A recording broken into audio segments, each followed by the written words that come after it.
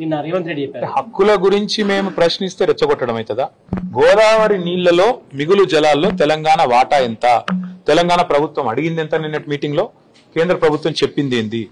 ఏది తేలకుండానే 30 రోజుల్లో కమిటీ వేస్తా, కమిటీ రిపోర్ట్ ఇచ్చి తెలంగాణ ప్రాజెక్టులేమో దశాబ్దాల పాటు, ఒకటి కాదు రెండు కాదు, దశాబ్దాల పాటు అంతర్రాష్ట్ర వివాదాల పేరిట ఇంతకుముందు సోదరుడు చెప్పిన ఇచ్చంపల్లి గాని, దేవాదుల గాని, ఇంకా తొమ్మిడిహట్టి గాని, ఇంకోటి గాని, ఇవన్నీ కూడా అంతర్రాష్ట్ర వివాదాల పేరిట దశాబ్దాలు నలిగినా రేవంత్ రెడ్డి కాంగ్రెస్ కి చీమగుడినట్టు అనిపించేది.